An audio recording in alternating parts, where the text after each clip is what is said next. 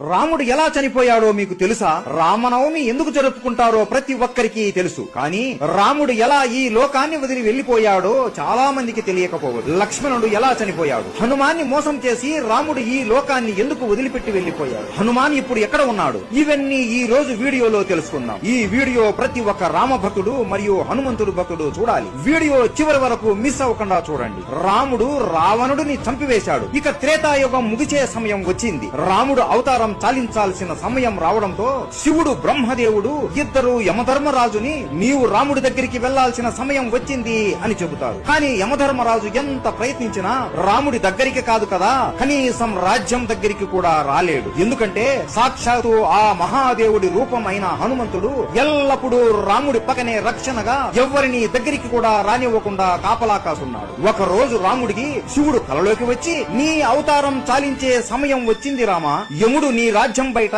ఎదురు చూస్తున్నాడు, కానీ నీ ప్రాణానికి హనుమాన్ అడ్డుగా ఉన్నాడు అని అంటాడు. అప్పుడు రాముడికి అంతా అర్థమయ్యి మరుసటి రోజు రాముడు సీత ఇచ్చిన తన ఉంగరాన్ని తీసుకుని ఒక రంధ్రంలోకి వేసి హనుమాన్ని పిలుస్తాడు. హనుమా, సీత ఇచ్చిన ఉంగరం పొరపాటున ఈ రంధ్రంలో పడిపోయింది, దయచేసి నువ్వు వెళ్లి నా ఉంగరాన్ని కనిపెట్టి తీసుకుని రాగలవా అని అడగగా, ప్రభూ అంతేనా, దీనికి మీరు నన్ను ఇంతగా అడగాల, మీరు ఆజ్ఞాపిస్తే చాలు, నేను వెళ్లి తీసుకుని వస్తాను, అలా వెళ్లి ఇలా తీసుకుని వస్తాను ప్రభు అని అనగా హనుమాన్ తన శరీరాన్ని ఒక చీమ అంత చిన్నగా మార్చుకొని ఆ రంధ్రంలోకి దూరుతాడు. అలా వెళుతూ వెళుతూ ఆ రంధ్రం పాతాళ లోకానికి దారి తీస్తుంది. అక్కడ నాగలోకానికి రాజు అయిన నాగరాజు ఉంటాడు. ఆయన దగ్గరికి వెళ్లి నమస్కరించి, నాగరాజా, నా రాముడి ఉంగరం ఒక రంధ్రంలో పడి ఈ పాతాళ లోకానికి వచ్చింది, ఆ ఉంగరం ఎక్కడ ఉందో మీకేమైనా తెలుసా అని అడగగా, ఓహో రాముడి ఉంగరమా, నాకు తెలుసు, ఇక్కడ ఉంది, నాతో రండి అని హనుమాన్ని వెంట తీసుకుని ఒక గృహలోకి తీసుకుని వెళతాడు. ఈ గృహలోనే